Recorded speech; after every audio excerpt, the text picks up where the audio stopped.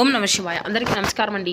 ఈరోజు ఈ వీడియో ద్వారా మీనరాశి వారి యొక్క జాతక ఫలితాల గురించి తెలుసుకుందాం. వీరి యొక్క జీవితానికి సంబంధించినటువంటి ప్రధానమైనటువంటి అంశాలు ఏమిటి, అదేవిధంగా మార్చి 10వ తేదీ మంగళవారం రోజున మీకు జాతక ఫలితాల ప్రకారం మీ జీవితంలో జరగబోయేటువంటి కొన్ని అనూహ్యమైనటువంటి పరిణామాల గురించి అయితే మనం ఈ రోజు ఈ వీడియో ద్వారా వివరంగా తెలుసుకుందామండి.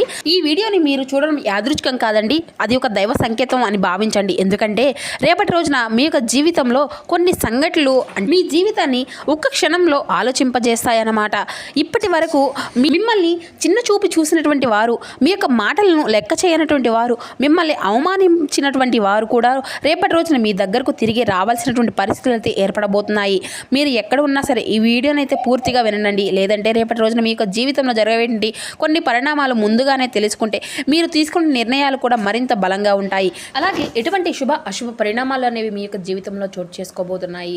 ఏ దేవతారాధన శుభకరమైనటువంటి ఫలితాలను అందిస్తుంది, ఏ నియమాలు పాటించాలి, తీసుకోవాల్సినటువంటి జాగ్రత్తలు ఏమిటి, మీ యొక్క ప్రతికూలత సమయాన్ని అనుకూలంగా మార్చుకునేందుకు ఏ దేవతారాధన మీకు శుభకరమైనటువంటి ఫలితాలను అందివ్వబోతుంది. అదేవిధంగా రేపటి రోజున మీకు కొంతమేర ప్రతికూలత సమయం అనేది కూడా కనిపిస్తుందండి. మరి ఆ యొక్క ప్రతికూలత సమయాన్ని అనుకూలంగా మార్చుకునేందుకు ఏ విధమైన మార్పులు అనేవి మీ యొక్క జీవితం దీని వలన చోటు చేసుకోబోతున్నాయి, అది మీకు అనుకూలంగా ఉంటుందా, లేదంటే ఏ విధంగా మీ యొక్క జీవితంలో మార్పులను తీసుకురాబోతుంది, ఇటువంటి పూర్తి అంశాలన్నీ కూడా ఇప్పుడు ఈ వీడియో ద్వారా వివరంగా తెలుసుకుందామండి. కాబట్టి మా వీడియోని ఎక్కడ కూడా స్కిప్ చేయకుండా చివరి వరకు చూడండి ఫ్రెండ్స్. అప్పుడే మేము ఏం చెప్తున్నామన్నది మీకు పూర్తిగా అర్థమవుతుంది. అలాగే మా వీడియో మీకు నచ్చితే ఒక చిన్న లైక్ చేసి, కొత్తగా మన ఛానల్ ఎవరైనా చూసినటువంటి వారు ఉంటే ఛానల్ అయితే సబ్స్క్రైబ్ చేసుకొని కొంచెం సపోర్ట్ చేయండి ఫ్రెండ్స్. మీరు ఇచ్చే ఒక చిన్న సపోర్ట్, ఒక చిన్న లైక్ మాకు ఎంతో సపోర్టివ్గా ఉంటుంది. ఇక ముఖ్యంగా వివరాలకు వస్తే కనుక మీన రాశి అనేది రాశిలోని 12వ రాశి. పూర్వభద్ర నక్షత్రం 4వ పాదం, ఉత్తరభద్ర నక్షత్రం 1, 2, 3, 4 పాదాలు, రేవతి నక్షత్రం 1, 2, 3, 4 పాదాల్లో జన్మించిన వ్యక్తులు ఈ యొక్క మీనరాశి పరిధిలోకి వస్తారు. ఈ యొక్క మీనరాశి వారికి అధిపతి గురువు. ఇక వీరి గురించి చెప్పాలి అంటేనండి, వీరు బయటకు చాలా అంటే చాలా నిశ్శబ్దంగా కనిపిస్తూ ఉంటారు. కానీ వీరి యొక్క మనసు అనేది చాలా లోతైనదండి. ఇవాళ మీరు మాట్లాడకపోయినా కానీ మీ యొక్క మనసులో ఎన్నో ఆలోచనలు అయితే నడుస్తూ ఉంటాయండి. మీరు చాలా మనసున్నటువంటి వారన్నమాట. ఎవరికైనా కానీ సహాయం చేయాలంటే ముందుంటారు. కానీ ఒక్కసారి ఎవరో మిమ్మల్ని మోసం చేస్తే మాత్రం మళ్ళీ ఆ వ్యక్తిని మీ యొక్క జీవితంలోకి అసలు రానివ్వరనే చెప్పాలి. చాలాసార్లు మీరు ఇతరుల కోసం ఎక్కువగా త్యాగం అనేది చేశారు. మీరు మంచి మనసుతో చేసిన పనులు అన్నీ కూడా చాలా తప్పుగా అర్థం చేసుకుంటారు. అందుకే కొన్నిసార్లు మీరు ఒంటరిగా ఉండడానికి ఇష్టపడుతూ ఉంటారని కూడా చెప్పాలండి. కానీ మీలో గొప్ప లక్షణం ఒకటి ఉందండి. అది ఏమిటి అంటే సహనము. అవునండి, మీకు సహనం అనేది చాలా అధికంగా ఉంటుంది. ఎంత కష్టమైనా కానీ, ఎటువంటి పరిస్థితులు వచ్చినా కానీ మీరు ఓపికగా ఎదుర్కొంటూ ఉంటారు. అయితే రేపటి రోజున మీ యొక్క జీవితంలో జరిగేటువంటి కొన్ని పరిణామాల గురించి అయితే వివరంగా తెలుసుకుందామండి. రేపటి రోజున వీరికి ఒక ప్రత్యేకమైనటువంటి రోజులానే చెప్పుకోవాలండి. మీరు గతంలో అనుభవించినటువంటి ఒక సంఘటన మళ్ళీ మీ ముందుకు రావచ్చు. మీ యొక్క జీవితంలో ఒకప్పుడు మిమ్మల్ని తక్కువగా చూసినటువంటి వ్యక్తి, మీ మీద చీకొట్టినటువంటి వ్యక్తి, మీ యొక్క మాట వినకుండా వెళ్ళిపోయినటువంటి వ్యక్తి, అదే వ్యక్తి ఇప్పుడు మీ ముందుకైతే తిరిగి మళ్ళీ రావాల్సినటువంటి పరిస్థితులు అయితే ఏర్పడబోతున్నాయి. ఇది ఒక మీ కర్మఫలం. ఎవరైనా కానీ అనుభవించక తప్పదండి. చాలా సులువు. కానీ ఆ యొక్క అవమానం అనేది ఒక రోజు తిరిగి తప్పకుండా అయితే ఎవరికైనా కానీ అనుభవించక తప్పక తీరవలసిందే అని చెప్పాలండి. మీరు ఇప్పటి వరకు నిశ్శబ్దంగా మీ యొక్క పని చేసుకుంటూ వచ్చారు. మీరు ఎక్కడికి వెళ్ళినా కూడా కీడు చేయరు.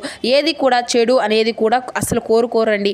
అందుకే ఇప్పుడు ఈ యొక్క పరిస్థితులు అన్నీ కూడా మారిపోబోతున్నాయి. ఆ వ్యక్తి మీ ముందుకు వచ్చి నువ్వు అప్పట్లో చేసింది నిజమే, నేనే తప్పు చేశాను అని చెప్పి మీ యొక్క పరిస్థితి అంతా కూడా ఈ విధంగా వచ్చిందన్నమాట.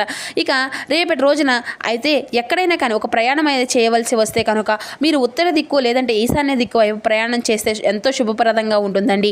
ఈ దిశల్లో వెళ్ళడం వల్ల మీకు ఒక సమాచారం అనేది, ఒక శుభవార్త లేదంటే లాభదాయకమైనటువంటి అవకాశం కూడా మీకైతే దొరకవచ్చును. ప్రయాణం ముందు దేవుణ్ణి స్మరించుకుని బయటకైతే వెళ్ళనండి.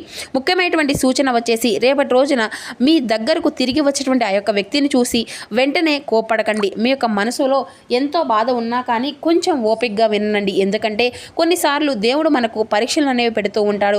మన హృదయంతో ఎంత పెద్దది అనేది కూడా చూడడానికి.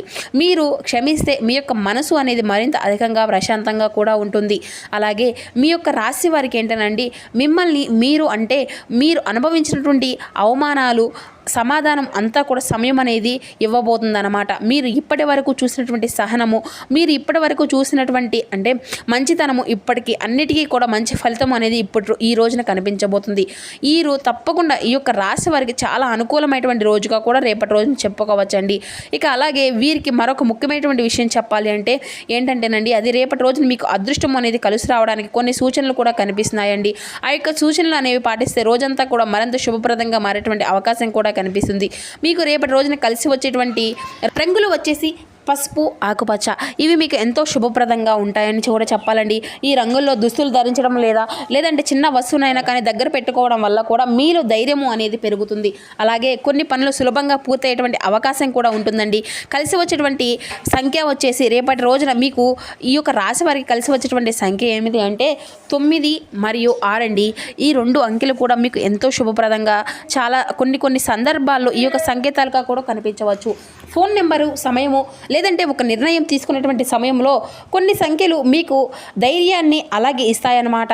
రేపటి రోజున మీకు చీకొట్టినటువంటి వ్యక్తి తిరిగి వచ్చేటువంటి సూచనలు కూడా కనిపిస్తున్నాయండి. ఈ యొక్క రాశి వారికి ఒక ప్రత్యేకమైనటువంటి పరిణామం కూడా కనిపించిందన్నమాట. మీ యొక్క జీవితంలో ఒకప్పుడు మిమ్మల్ని తక్కువ అంచనా చేసి చూసినటువంటి వ్యక్తి, మిమ్మల్ని అవమానించినటువంటి వ్యక్తి, మీ యొక్క మాటను లెక్క చేయకుండా తీసేసినటువంటి వ్యక్తి ఇప్పుడు ఆ యొక్క పరిస్థితులు మళ్ళీ మీ యొక్క దగ్గరికి రావాల్సినటువంటి పరిస్థితులు అయితే ఏర్పడబోతున్నాయన్నమాట. ఎందుకంటే కాలం ఎప్పుడూ కూడా ఒకేలాగా ఉండదు కదండి. మీరు అనుభవించినటువంటి బాధ దేవుడు చూస్తూనే ఉన్నాడు.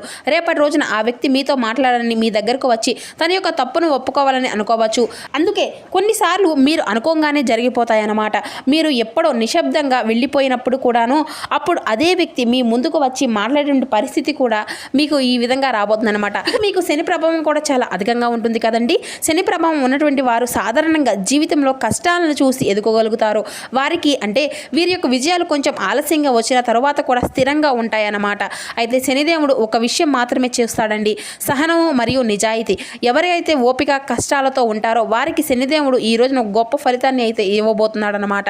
శని ప్రభావం తగ్గడానికి కొన్ని పరిహారాలు కూడా చెప్తానండి, తప్పకుండా చేసుకోండి. ఇక రేపటి రోజున మీ యొక్క జీవితంలో ఒక చిన్న పరిహారాలు పాటిస్తే చాలండి, చాలా శుభప్రదంగా ఉంటుంది.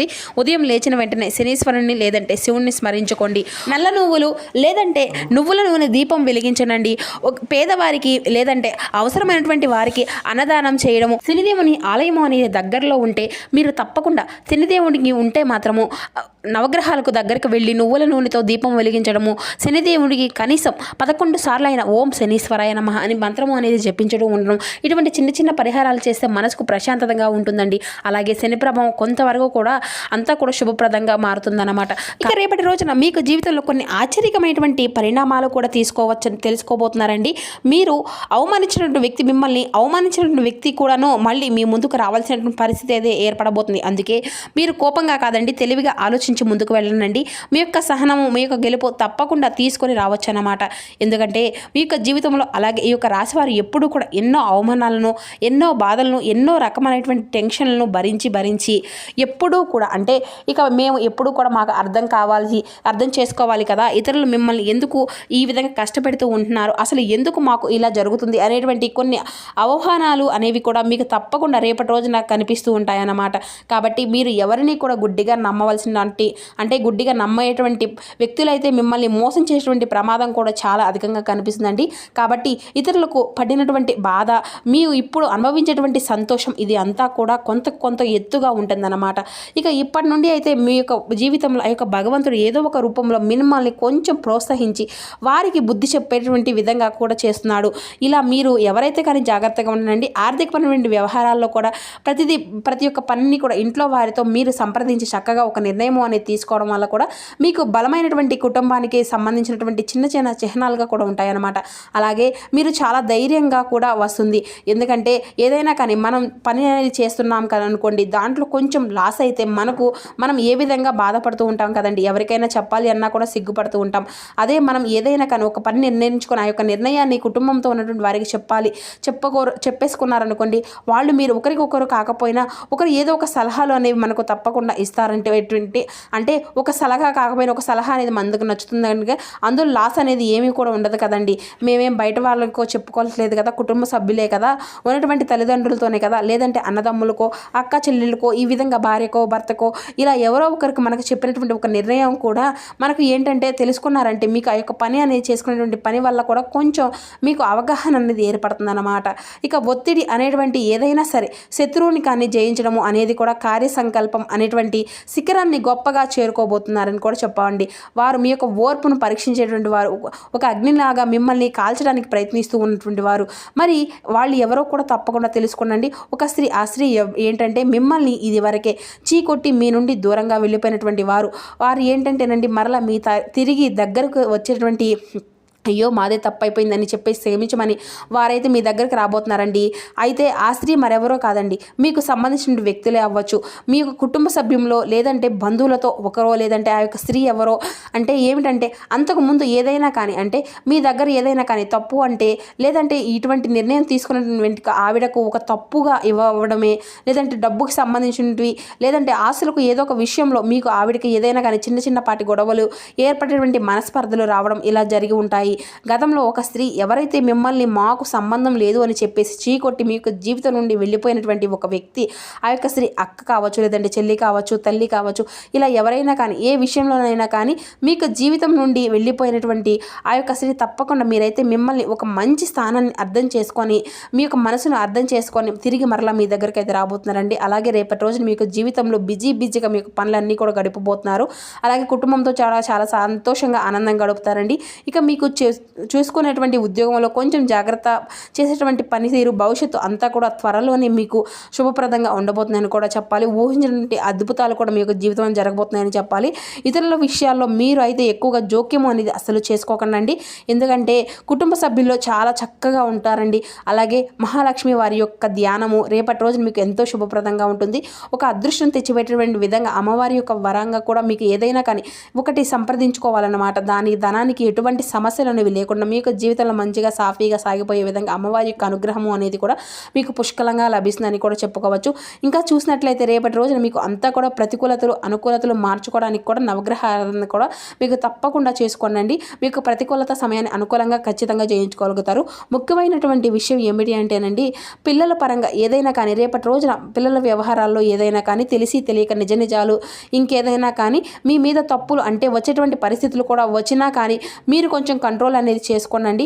పిల్లల విషయంలో రేపటి రోజున కొంచెం జాగ్రత్త అనేది చాలా అవసరం అండి. ఇక మీరు మాత్రం అసలు శివనామ స్మరణ అయితే మరవకండి. మీకు వీలైతే రేపటి రోజున శివాలయానికి వెళ్ళి స్వామివారికి అభిషేకం చేయడం కానీ లేదంటే స్వామివారి యొక్క దర్శనం కూడా మీకు ఎంతో శుభప్రదంగా ఉంటుంది. మీకు ఖాళీ దొరికినటువంటి సమయంలో స్వామివారిని స్మరించుకోవడము, స్వామి నామస్మరణతో మీ యొక్క సమయాన్ని గడపడము మీకు ఉన్నటువంటి ప్రతికూలత అంశాలను అనుకూలంగా మార్చుకునేందుకు మరింత శుభప్రదంగా మారుతుంది.